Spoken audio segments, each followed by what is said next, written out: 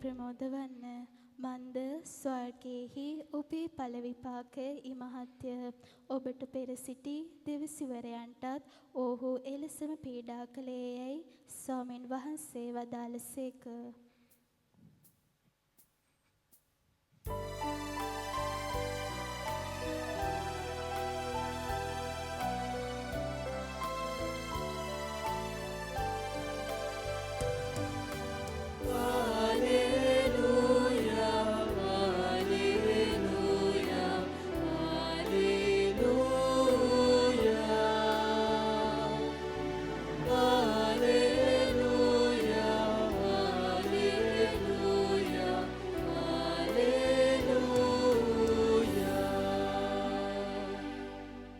ස්වාමීන් වහන්සේ ඔබ සමග වනසේක්වා. ඔබ සමගද වනසේක්වා.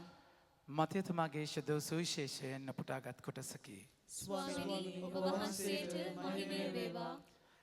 ජේසුස් වහන්සේ ජනකාය දැක කන්දකට නැගුණුසේක. උන්වහන්සේ වැඩහුන් කාල ශ්‍රාවකයෝ උන්වහන්සේ වෙත ආහ. එවිට උන්වහන්සේ ඔවුන්ට උගන්වමින් මෙසේ වදාළසේක. බැගෑ සිතින් දෙව් සරණ පතන්නෝ භාග්‍යවන්තයෝය ස්වර්ග රාජ්‍ය උන්ගේය. ශෝක වන්නෝ භාග්‍යවන්තයෝය ඔහු සැනසීම ලබන්නෝය. නිහතමානි ගුණ ඇත්තෝ භාග්‍යවන්තයෝය ඔහු දේශය උරුම කරගන්නෝය. යුක්තියට සාපිපාසා ඇත්තෝ භාග්‍යවන්තයෝය ඔහු තෘප්තිමත් වන්නෝය. දයාවන්තයෝ භාග්‍යවන්තයෝය ඔහු දයාව ලබන්නෝය. නිර්බල සිත ඇත්තෝ භාග්‍යවන්තයෝය දෙවියන් වහන්සේ දකින්නෝය. සාමය ඇති කරන්නෝ භාග්‍යවන්තයෝය දෙවියන් වහන්සේගේ පුත්‍රයෝ යයි කියනු ලබන්නෝය. යුක්තිය දෙසා පීඩා විඳින්නෝ භාග්‍යවන්තයෝය ස්වර්ග රාජ්‍ය උන්ගේය.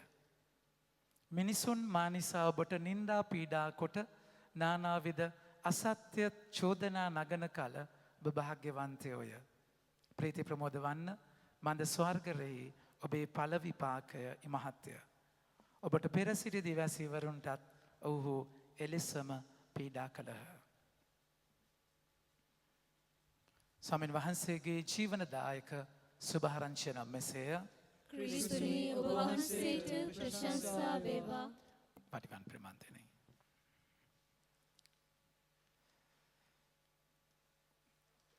සඳුදා දවස අපේ නිවාඩු දවස නිවාඩු දවස වුණාට වචනයට නිවාඩු දෙන්න විදිහක් නෑ මගේ ප්‍රමාන්තනේ.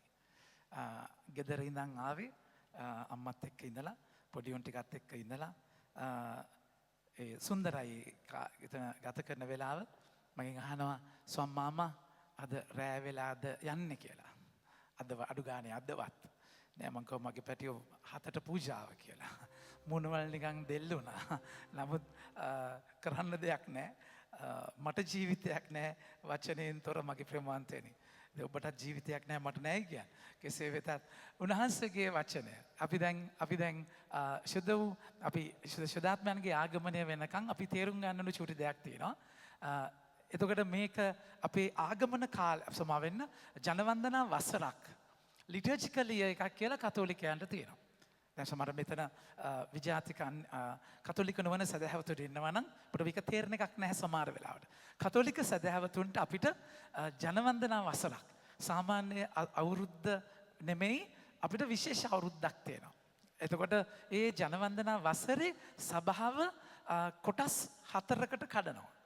ඒ කොටස් 4 තමයි සාමාන්‍ය සමය කියන බලන්න.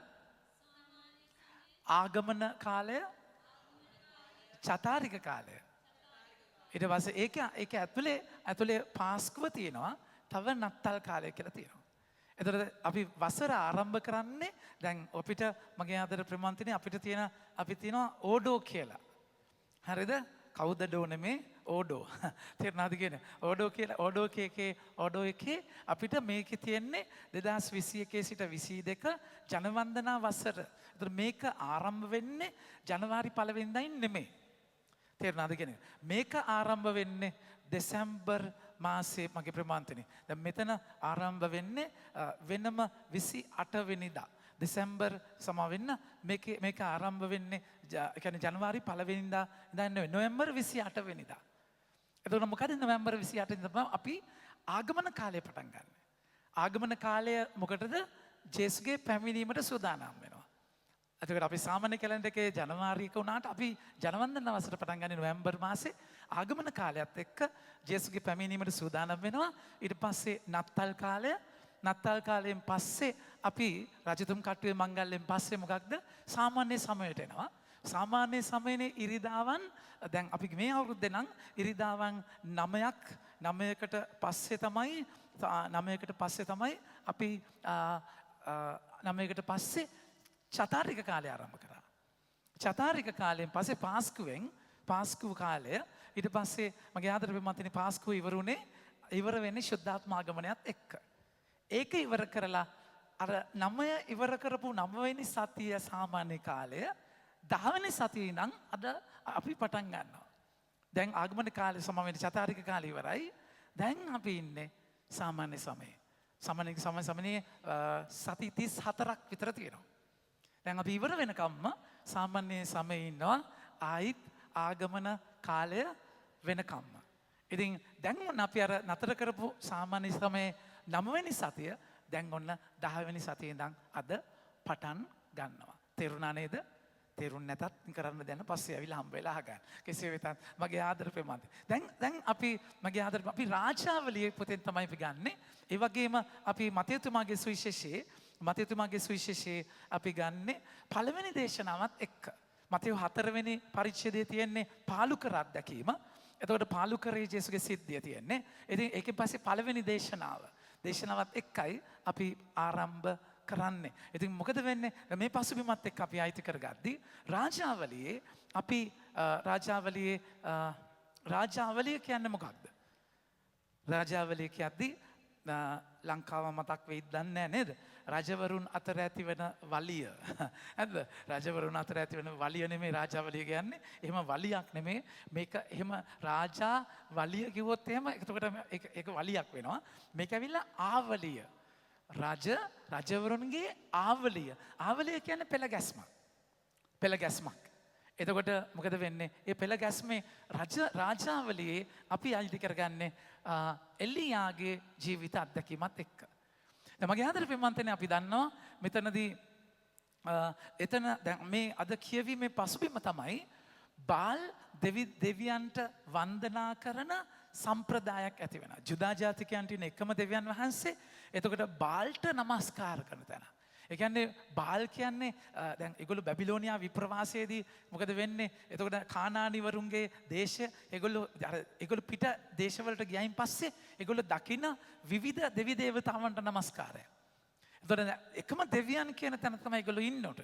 ඒගොල්ලෝ එක තැන් වලට හුරු වෙනවා. ඒවට පුරුදු වෙනවා. තේරුණාද? නමුත් ඔබගේ මගේ ප්‍රධාන පළවෙනි පනත එකම දෙවියන්ට නම් වන්දනා කරන්න. ඉතින් අපිට එහෙම බාල්ලා නැති වුණාට නැද්ද? අපි අපේ ජීවිතේ නමස්කාරය අයිතිය තියන්නේ දෙවියන් වහන්සේටම විතරක්ද කියන එක. ඒක ලොකු ප්‍රශ්නයක් තියෙනවා.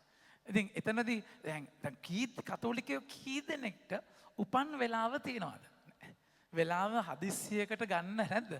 උපන් වෙලාව කේන්දරය නැද්ද? ලග්න පලාපල මම දන්නේ මොනවද කියලා තියෙනවා. ඉතින් ඒක කොච්චර දුරට අපි ඒ වගේ තැන්වල හිර වෙනවද? නමුත් අපිට එකම දෙවියන් වහන්සේ ඉන්නේ. ඉතින් බාල්ට නමස්කාර කරන තැන දෙවියන් වහන්සේ 17 අපි වචනය ගන්නවා. ගිල්ගාල්හි විසුවන්ගෙන් කෙනෙකු වන තිෂ්බී නම් ස්ථානයෙන් වූ එලියා ආහබ්ට කතා කොට. එලියා තමයි දිවැසිවරයා මගේ ප්‍රමාන්තනේ. දැන් තව කාර්යයක් තියෙනවා. දිව්‍යසිවර කාර්ය සහ රාජකීය කාර්ය, පූජක කාර්ය. රාජකීය, දිවැසි, පූජක. දැන් බෞද්ධිස්මයේ අපිට ලැබෙන මේ තුනම අපිට හම්බ වෙනවා. රජ කෙනෙක් කියන්නේ එඬේරෙක්. නැත්නම් මේ පාලනය කරන කෙනෙක් නෙමෙයි. රජ කියන්නේ එඬේරක කාර්ය, පූජක කාර්ය කියන්නේ දෙවියන් හසර පූජා උපු කරන කෙනා, සහ දිවැසිවර කාර්ය වචනයත් එක්ක ගනුදෙනු කරන්නේ දිවැසිවරයා. මේ එතකොට මේ මිනිස්ට්‍රීස් තුන වෙනම තිබුණේ. එතකොට ආහාබ් තමයි රජ. දැන් රජ නමුත් දිවැසිවරයා එලියා මගේ ප්‍රමාන්තනේ. දැන් දෙවියන් වහන්සේගේ වචනය එන්නේ දිවැසිවරයාට. දැන් ඔබට මතක නම් දාවිත් පව් කරාම නාතාන් තමයි කතා කළා කිව්වේ. බැටළුවන්ගේ කතාව. එතකොට දාවිත් මාලිගාව හදන්න උනුනහම සාමුවෙල්ගෙන් තමයි අහන්නේ මම මාලිගාව හදන්නද කියලා. දෙවියන් වහන්සේගේ කැමැත්ත ගන්න දිවැසිවරයාගෙන්. නමුත් ඔබට මට එන්ඩේරික කාර්යයක් තියෙන දිවසිවර කාර්යයක් පූජක කාර්යකුත් තියෙනවා. ඉතින් ඒ පසුබිමේ මොකද වෙන්නේ? ආහාබ්ට කතා කොට මාගේ අන ප්‍රකාර මිස අවුරුදුවල පිනිවත් වැසිවත් ඇති නොවන්නේයයි මා වැඳුම් පිදුම් කරන ඊශ්‍රායල්වරුන්ගේ ජීවමාන දෙවි ස්වාමින් වහන්සේගේ නාමයෙන් දිවුරමේ කීවේය. එලියා කතා කරනවා. එලියාගේ වචනයට බලයක් තියෙනවා. දෙවියන්වරයාට අපි කියන්නේ මගේ ප්‍රමාන්තනේ mouth piece of God. දෙවියන් වහන්සේගේ මුඛය තමයි දිව්‍යසිවරයා කියලා කියන්නේ. දෙවියන් වහන්සේගේ මුඛය. කොච්චර ලස්සනයිද ඊයේ ශුද්ධාත්ම මංගල්‍යය. එතනදී පේදුරුතුමා ලබන ආලේපය දොරවල් අරගෙන ගිහිල්ලා කරන පළවෙනි දේශනාව. ඒ වචනයට බලයක් තිබුණා. එයාලගේ භාෂාවෙන් කතා කරද්දී අනිත් අයට එයාලගේ භාෂාවෙන් ඇහුණා. ශුද්ධාත්මයන් තුළ ඔබ සම්බන්ධ වෙද්දී එලියා තුළ තිබෙන ආත්මානුභාවය නෙමෙයි මගේ ප්‍රේමවන්තනේ අපිට තියෙන්නේ. ශුද්ධාත්මයන් අපිත් එක්ක පුද්ගලයෙක් වගේ ඉන්නවා. පුද්ගලයෙක් වගේ රිද්දන්න පුළුවන් පුද්ගලයෙක් වගේ. ඒතර ඔබගේ මගේ වචනයට ආලේපයක් තියෙනවා. මෙතන එලියා තමයි කතා කරලා කියන්නේ. දෙවියන් වහන්සේගේ වචනය එලියා කියනවා. කියන්නේ දෙවියන් වහන්සේගේ වචනයයි එලියාගේ වචනයයි දෙකක් වෙන්නේ නැහැ. සාමුවෙල්ගෙන් අහද්දී දාවිත් අහලා මම මාලිගාව හදන්නද දෙවියන් වහන්සේට කියද්දී සාමුවෙල් කියනවා ඔබ හිතුව ලෙස කරන්න කියලා. රෑ දෙවියන් වහන්සේ සාමුවෙල්ට කතා කරලා කියනවා කරුණා කරලා කියන්න ඔයා නෙමෙයි හදන්නේ. ඒක හදන්න ඔබගෙන් පස්සේ එන පුතා කියලා. දිවසිවරයා දෙවියන් වහන්සේගේ වචනයට සම්පූර්ණයෙන් කනෙක්ට් වෙච්ච කෙනෙක්. එතන මගේ ආදර ප්‍රේමවන්තනි බලන්න ඔබ මම ස්වාමීන් වහන්සේට බද්ධ වෙද්දී ඔබගේ වචනයට හම්බෙන බලය. ඉතින් අපි මේක දකිනවා දිවසේවරගේ වචනේ අහස වැහෙනවා අහස පිය වෙනවා නියං කාලයක් අවුරුදු 3ක නියං කාලයක්. ඉතින් එතනද නියං කාලයේදී සම්පූර්ණයෙන්ම එතන වැහෙනවා මගේ ප්‍රේමවන්තනි. අපි මේක ජාකබ්තුමාගේ 5:17 ජාකබ් පුතේ එලියා ගැන කතා කරනවා. ප්‍රබලම දිව්‍යසිවරයා කියලා සලකන එලියාව. ජාකබ් පුතේ කතා කරනවා ජාකබ් 5:16-17 බලන්න. දිව්‍යසිවර එලියා අපහා සමාන ගති ඇති මිනිසෙකු වද වැසි නොවසින පිණිස ඔහු උනන්දු වෙන්නේ ආඥා කළේය. එවිට 3 අවුරුදු සමසක් රටට වැසි නොවැස්සේය. ඉන්පසු ඔහු නැවත යාඥා කළේය. එවිට අහසින් වැසි වැස පොළවේ පළදාව ඇතිවිය. දෙවියන්සට සම්බන්ධ වෙච්ච මිනිසයාගේ තියෙන බලය. ඒක උන්වහන්සේ ජෝන් 15:5 කියන්නේ මා තුල සිටින්නෙහි නම් මම ඔබ තුල සිටිමි මන්ද මාගෙන් වෙන්ව මාගෙන් මෙම ජෝන් 15:5 මන්ද මාගෙන් වෙන්ව කිසිවක් කරන්නට ඔබට නොහැකිය. අපි අත්දැක ශුද්ධාත්ම කනෙක්ෂන් එකෙන් තමයි මේ සාමාන්‍ය සමය අපි ඉන්නට යන්නේ. දැන් එලියා ඇයි මගේ අපේ ප්‍රේමන්තනි දෙවියන් වහන්සේ කියන්නේ ඇයි නියං කාලයක් අවුරුදු 3ක නියං කාලයක්. අවුරුදු 3 කියන්නේ බයිබලයේ සම්පූර්ණ දෙයක්. දින 3ක් තල්මහගේ බඩේ ජෝනා හිටියා. දින 3ක් ජේසු ගල්ලෙනේ හිටියා. දවස් 3ක් පවුලුතුමා අන්ධව හිටියා. දවස් 3ක් කියද්දී ඒක විශේෂ සංඛ්‍යාවක්. දින 3 කියද්දී දැන් මේ අවුරුදු 3ක් වැස්ස නැහැ. ඇයිම කියන්න බාල් ඇවිල්ලා බාල් කියන දෙවියෝ කාට එයාගේ විශේෂත්වය මොකක්ද දන්නවද? Is a God for rain, clouds and fertility. බාල් තමයි වැස්සට වලාකුළු වලට සපලත් සස්ත්‍රීකත්වයට දෙවියෝ. දෙවියන් වහන්සේට කියන්නේ එයාද දෙවියෝ. එහෙනම් මගේ වචනෙන් මම අහස පියවනවා. නියං කාලයක් එනවා බලමු ඔබගේ දෙවියන්ට මොකද වෙන්නේ කියලා. සමහරවිට අපිට දෙවියෝ ගලාගෙන අය දෙවියෝ කරගෙන ඉන්න දේවල් ñොක්කම් වෙන්න ඕනේ කොට උඩ යන්න ඕනේ සැබෑ දෙවියන්ව මතක් වෙන්න. මගේ දෙයියා කියාගෙන ඉන්නේ නැද්ද? එතනින්ම රිදුනහම තමයි සමහරවිට ඇත්ත දෙවියන්ව මතක් වෙන්නේ. ස්වාමීන් වහන්සේ එහෙම තැන්වල ඔය ඔළුවට තියාගෙන ඉන්න දේවල් උන්වහන්සේ කුඩු පට්ටම් කරලා කුඩු පට්ටම් කරලා නැස්ගේ දේවිකත්වය ගැන මතක් කරනවා. මගේ ආදර ප්‍රේමන්තනි සමහරවිට ඔබගේ දරුවා නේ. ඔබගේ ફોකස් එක ඔබගේ දරුවා. සටල් විදියට දෙවියන්ගේ තැන එතන කියලා. ඔබගේ පෙම්වතා, ඔබගේ ප්‍රොජෙක්ට් එක, ඔබගේ අධ්‍යාපනය සමහර වෙලාවට මගේ මිෂන් එක. මිෂන් එක දෙයියෝ නෙමෙයි හොඳේ. මිෂන් එක දෙයියෝ නෙමෙයි. මගේ ස්පිරිචුවල් ඩිරෙක්ටර් දවසක් මට ඉරිදා එන්න කිව්වා කන්දානේ ප්‍රෝග්‍රෑම් එකකට. ඊට මම කිව්වා ෆාදර් බෑ ඉරිදා දාලා එන්න බෑ. නෑ දාලා එන්න ඕනේ. ඒක ඉරිදාම අනිත් තව ෆාදර් කෙනෙක්ට පූජාව දෙන්න ඕනේ. ඒක දෙන්නේ අමාරුයි මගේ ප්‍රමාන්තනේ. තේරුණාද කියන එක? ඒක වෙන කෙනෙක්ට ඒක කියන්නේ ඒක දේශනාවක්වත් මේ අඩුවන එක දේශනාවක්වත් මම මගේ මිසමේ දෙන්න ඕනේ. ඒක සමහර වෙලාවට මගේ වෙලා තේරුණාද කියන එක? එතනදී ඒ ඔබ අපි හැමෝටම මේ පරීක්ෂාව තියෙනවා. සමහර වෙලාවට ඉතින් ඒකම එතනින්ම කඩලා අපි වරදි කරනවා.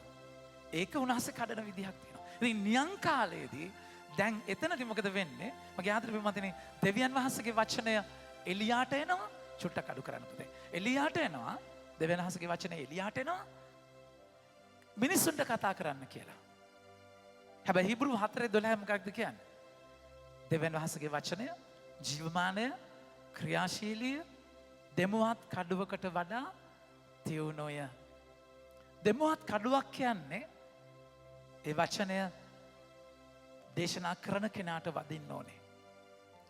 ඔබට වදිනවා වගේම. දෙමුවත් කඩුවක්.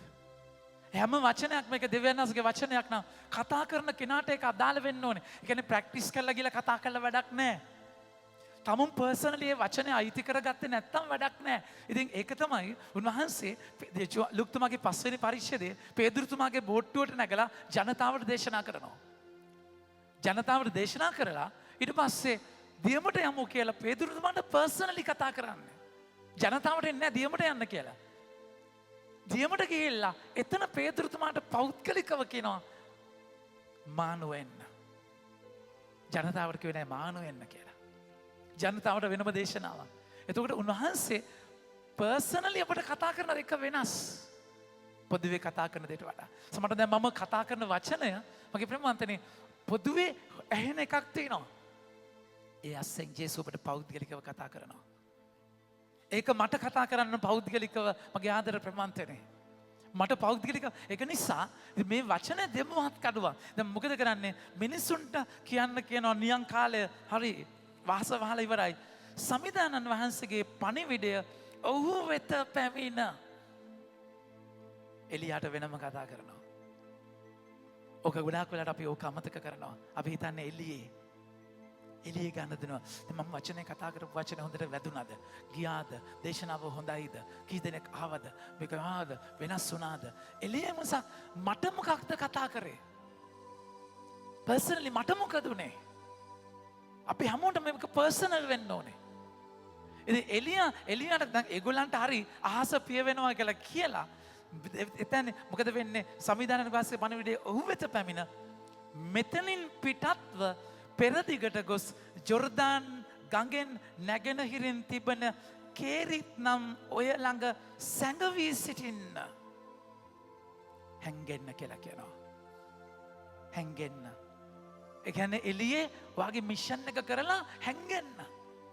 ඔබට මතක නම් ජෝන්තුමාගේ 6 වෙනි පරිච්ඡේදයේ ජේසුස් මගේ ප්‍රේමවන්තනි 5000කට කන්න දීලා එන්න ලොකු පතාක මෙහෙවරක් කරලා මිනිස්සු 14 සමූහයා මේ හාස්කම දුටු කල සැබෑවටම මෙතුමාන ඔලවට වඩින්නට සිටින දිවසිවරයාණෝයයි කී තමන් බලාත්කාරයෙන් අල්ලාගෙන රජකමට පත් කරන්න වුණු සැරසෙන බව ජේසුස් වහන්සේ දැනගෙන නැවත තනිවම කන්දකට වැඩියසේක. You are my hiding place.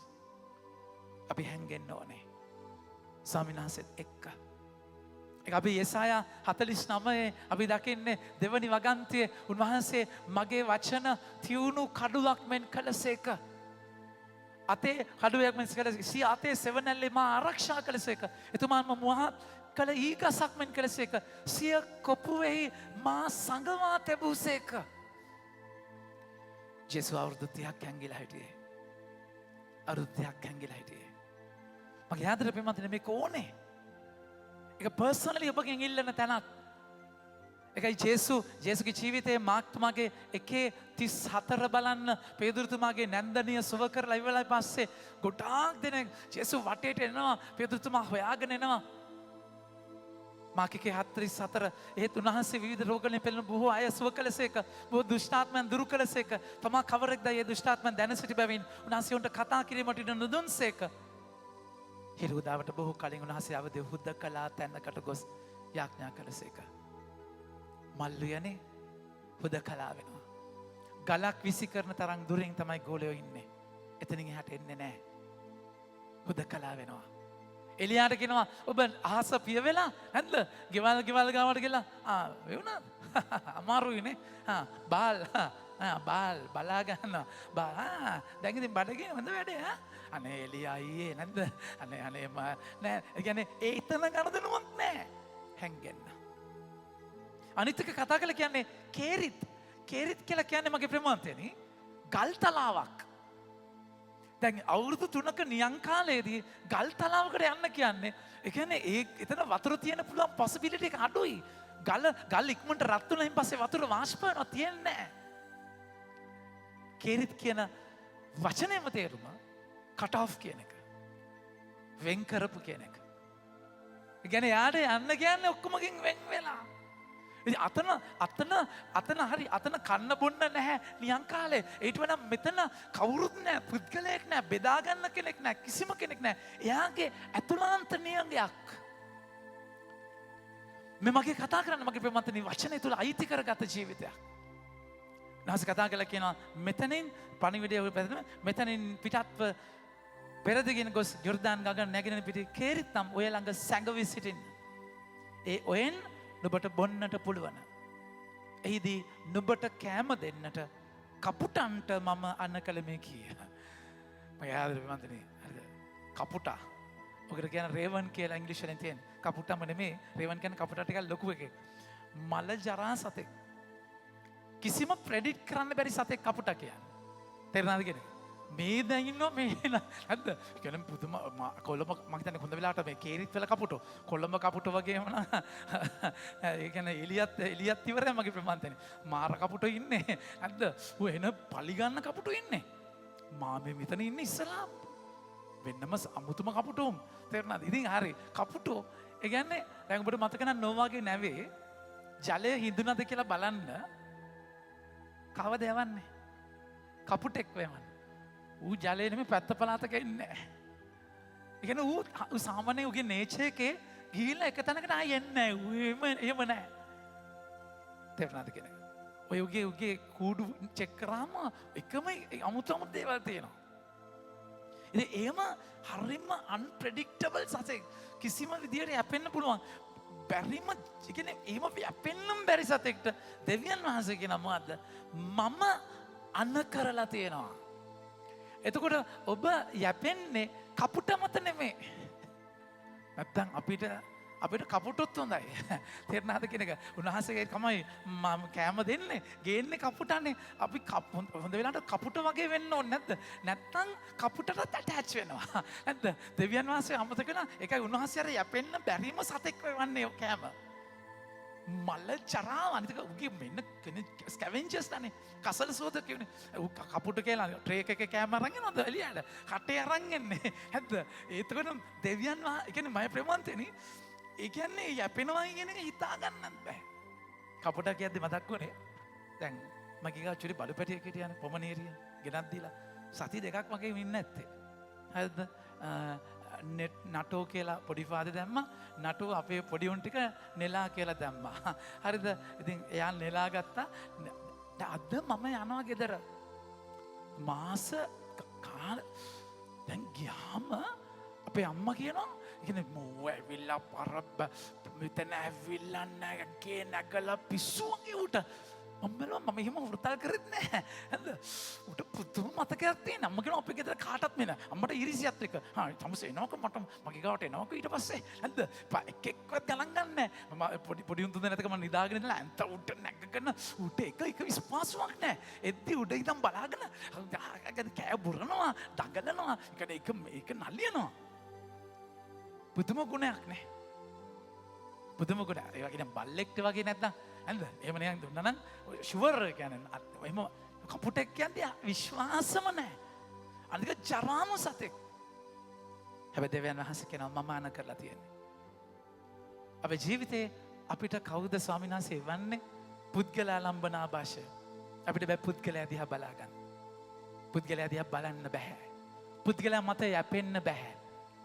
ඉතින් අපි ටක් ගාලා අපි ඇටච් වෙන මිනිස්සුනේ. ටක් ගාලා එතන ඇටච් වෙනවා. ඊට පස්සේ කපුටව වෘතල් කරනවා. කපුටව තියා ගන්නවා නැද්ද? ඉතින් ඊට පස්සේ කපුට ඒ කියන්නේ ඒක අපේ නේචර් එකක්.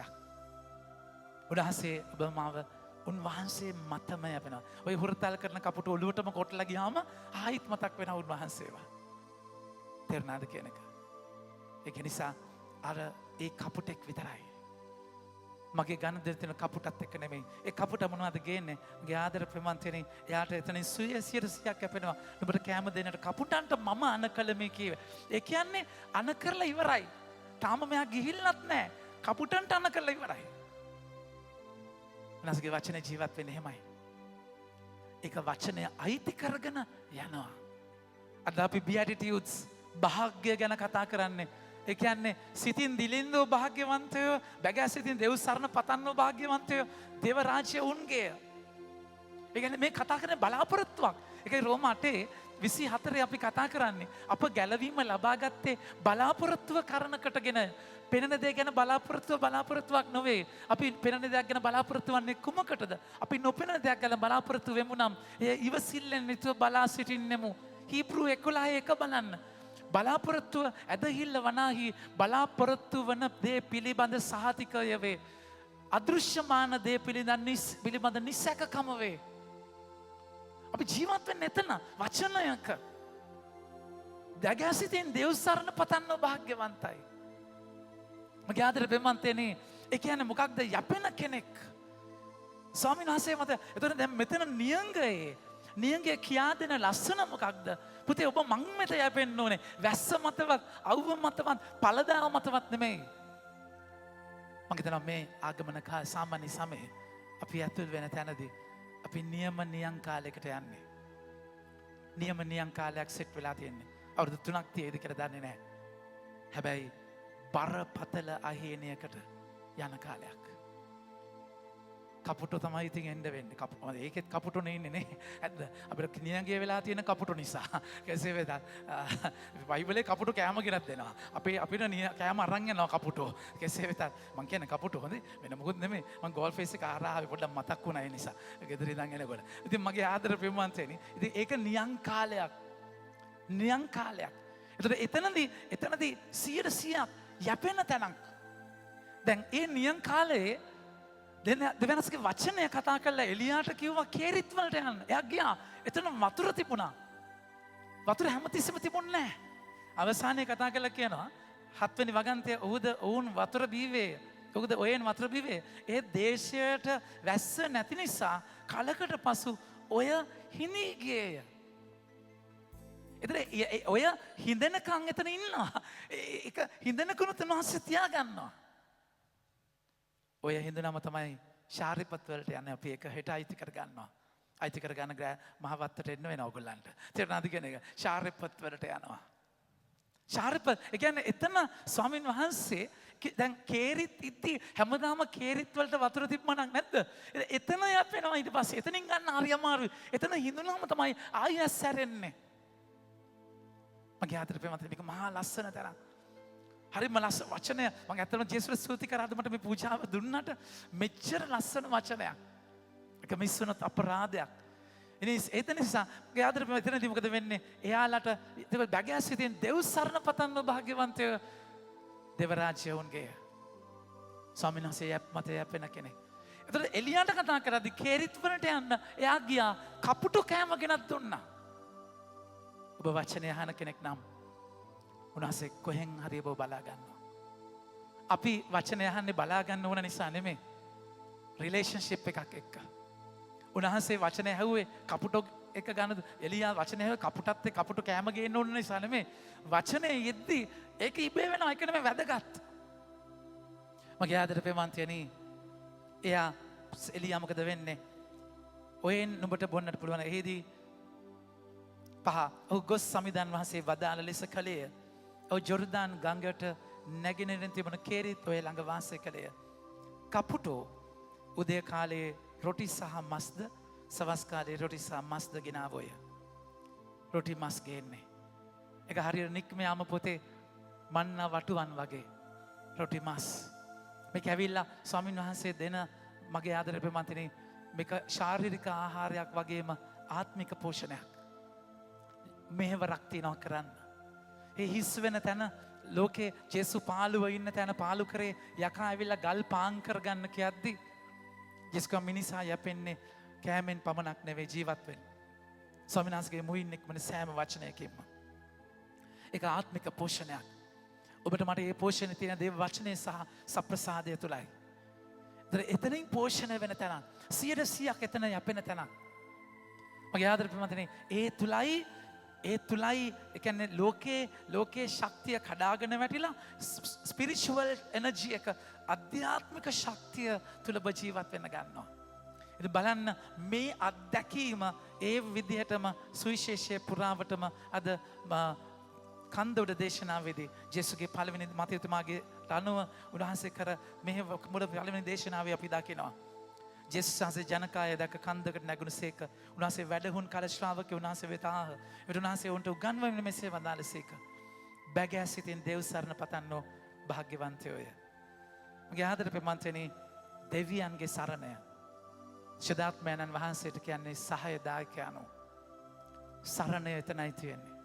පුද්ගලයන්ගෙන් නෙමෙයි අපි යැපෙන්නේ. උන් පුද්ගලයෝ කියන්නේ කපුටෝ විතරයි. අපිව ස්වාමීන් වහන්සේ පාවිච්චි කරන අය විතරයි.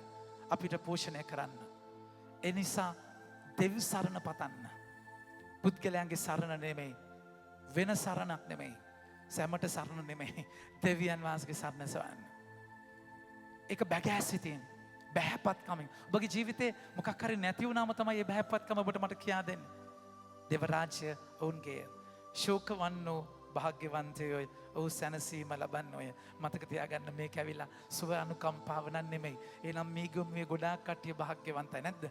මම කුලියට අඬන අය ඉන්නේ නැද්ද? නැද්ද? එක දවසක් මම මිනිහ එම අඬනවා අනේ අක්කේ කෙනෙක්ව අක්කා කෙනෙක් නෙමෙයි අයියා කෙනෙක් මැරිලා ඉන්නේ කියලා. නේද? අනේ අක්කේ කියලා නැද්ද? ඉතින් ඒ වගේ කුලියට හරි ඇඟිල්ලෙන් ඇනගෙන බලාගෙන ඉන්නේ අඬන. සමහර බිරින්දෑවරු හරි භාග්‍යවන්තයි. නේ ශෝකය කියන්නේ පුදුමාකාර ශෝකයක්.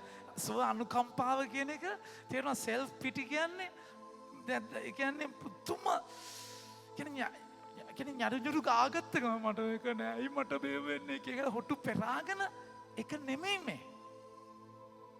ඒ ශෝකය නෙමෙයි මගේ ප්‍රමාන්තනේ. ඒක කිසිම භාග්යක් නෑ. මෙලෝ භාග්යක් නෑ. ඒ කියන්නේ මේ වේදනාවක්. වේදනාවක් බර වේදනාවක්. එකක් තමයි ජේසු අපි දකිනවා ජේසු ජෙරුසලම දිහා බලලා අඬනවා. ඒ කියන්නේ වේදනාව ජුදාස් දිහා බලන වේදනාවක්. මම කිකිලි පැටව එකතු කරගන්නවා වගේ එකතු කරගන්නවා. ඒ කියන්නේ මිෂන් එකක් එක්ක තියෙන දෙයක්. ඊට වඩා ලස්සන දෙයක් මම පව් කරා කියන මම මගේ ජීවිතේ මම මේක කරා කියන ශෝකය. ඒ කියන්නේ හදවත බිඳෙන අත්දැකීම.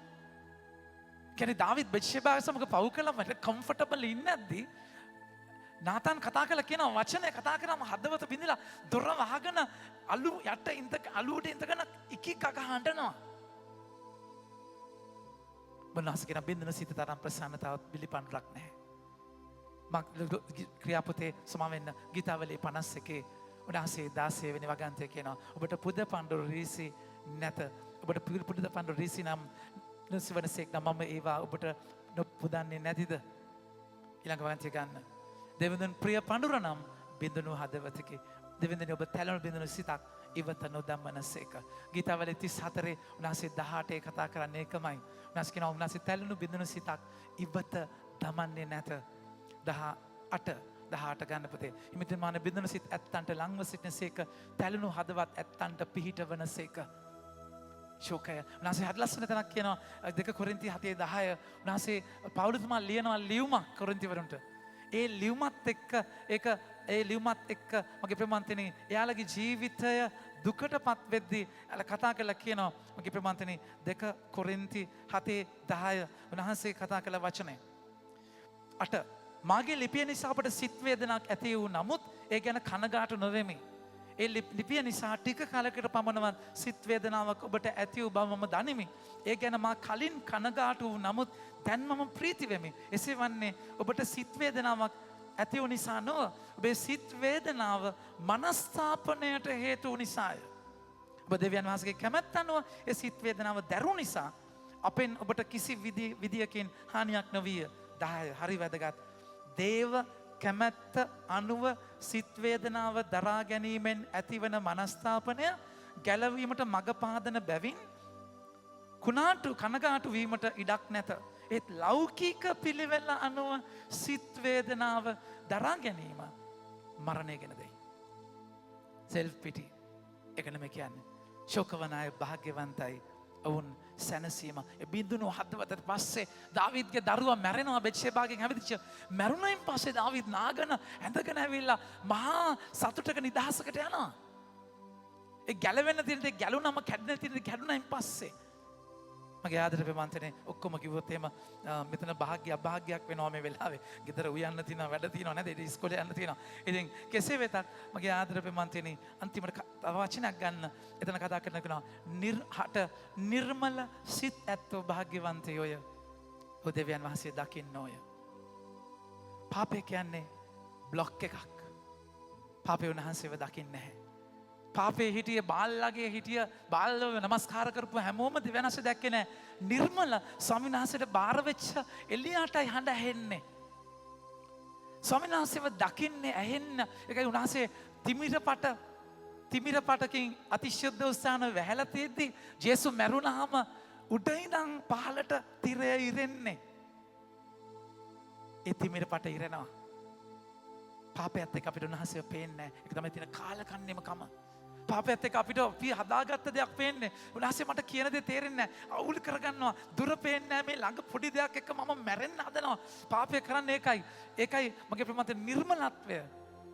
ඒකයි ජේසුස් අම්මගේ තියෙන ලස්සන නිර්මල කන්නේ මරියාවන්. අපිරිසිදුකමත් එක්ක ඔබ තියන වීදුරුවක ජරා වැදුනයින් පස්සේ විං ස්ක්‍රීන් එකේ ජරා වැදුනයින් පස්සේ පේන්නේ නැහැ පාර. නිර්මල සිත ඇත්ව භාග්‍යවන්තයි. මොකද ඔබ දෙවියන් වහන්සේව දකිනවා, උන්වහන්සේව ඇහෙනවා. ඒ නිසා ඒ අත්දැකීමත් එක්ක අවසානයේ උන්වහන්සේ කතා කරලා කියනවා සාමය ඇති කරන්න භාග්‍යවන්තයෝ දෙවියන් වහන්සේගේ පුත්‍රයෝ. සාමය ඇති කරනවා කියලා කියන්නේ absence of war is not the true peace. ඒ කියන්නේ යුද්ධය නතර වුණා කියන එකෙන් සාමය ඇති වෙන්නේ නැහැ. සාමය ඇති වෙන්නේ කොහොමද? උන්වහන්සේගේ වචනයෙන්. සැබෑ සාමය දෙන්නේ ශුද්ධාත්මයන් වහන්සේ. හැබැයි උන්වහන්සේ ලුක්තුමාගේ සුවිශේෂයේ 12 වෙනි පරිච්ඡේදයේ 49 වෙනි වගන්තිය කියනවා මම ලෝකය ගිනිලන්නා වෙමි.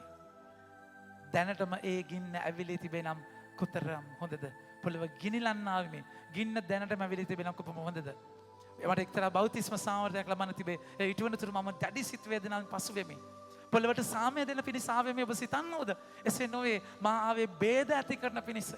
ඒ කියන්නේ ලෝකේ සාමය නෙමෙයි. ඒ කියන්නේ කඩන්න තියෙන තැන කඩලා හුරතල් කරලා තොතොල් කරලා පැත්තක තියලා ෂේප් කරලා සෙටල් කරන එක නෙමෙයි. ප්ලාස්ටර් සාමයක් නෙමෙයි. කඩන්න තියෙන දේ කඩලා ගන්න තියෙන කට්ට පළලා සැරව අරගෙන මිරිකලා අරගෙන දැනන නිදහස. ඒ නිසා බලාපොරොත්තු ඒක උනස්ගේ මම ආවේ බේද කරන්න. සාමය ඇති කරනවා කියන්නේ හරි ඔයාට හරි මෙයාට හරි මේත් හරි අරේත් හරි ඔක්කොම කාගෙත් සුරතලෙක් නැද්ද? එහෙම එකක් නෙමෙයි මේ. නෑ කතා කරන තියෙන වචනේ කතා කරන්න වෙනවා. ඒ සාමය ඇති කරන්නේ උනස්ගේ වචනයත් එක්ක. මගේ ආදර ප්‍රේමන්තනේ එලියාගේ මේ ගමනත් එක්ක අපි දිගටම එකතු වෙනවා. එලියාත් එක්ක මේ ගමන යනවා කේරිත් වල බලාපොරොත්තුෙන් හිටිය. එනිසා මුළු ලෝකයේම අහිවේනිය ලෝකයට කතා කරන සාමය දෙවියන් වහන්සේ ලෝකයට කතා කළා කිව්ව මොකක්ද? නියඟයක්, අහේනියක්, පීඩාවක්. ඒකස්සේ කැඩෙන්න තියෙන බාල්ලව කැඩිලා දෙවියන් වහන්සේගේ වචන තුල එල්ලෙන තැනක්. ඒ වචනටයි ඔබට සාමය දෙන්නට පුළුවන් මගේ ප්‍රමාන්තනේ. ශාලෝම්. ශාලෝම් කියන්නේ ඔබට ඒ කියන්නේ සිංහලෙන් සාමය විතරක් නෙමෙයි. ඒටලා ගොඩාක් පොසත් වචනයක් ශාලෝම් කියලා කියන්නේ. එනිසා අපි අයිති කරගමු උන්වහන්සේගේ වචනය පර්සනලි. උන්වහන්සේ වචනය ජීවන්ත විශ්වාසවත්දී මගේ වචනට බලයක් ලැබෙන බව අයිති කරගෙන උන්වහන්සේ මට පතා කරන හැංගෙන්න කියන තැන හැංගිලා ස්වාමීන් වහන්සේ තුල යැපෙන්න හැම කෙනෙක්ම ඒ කියන්නේ උන්වහන්සේ මගේ වෙතට එවන උදව්කාරයෝ දේවදූතයෝ එතන යැපෙන්නේ නැතුව ඒ උදව්වේ පෝෂණය අරගෙන මගේ ප්‍රේමාන්තනි උන්වහන්සේගේ මෙහෙවර කරන්නට ශුද්ධාත්ම බලය හඬ ඇහෙන ශුද්ධාත්ම ආලේපයත් එක්ක අපි ඉදිරියට යන්නට උන්වහන්සේගෙන් ශක්තිය ඉල්ලා මෙයාගේ තුල යාඥා කරමු. ආමෙන්.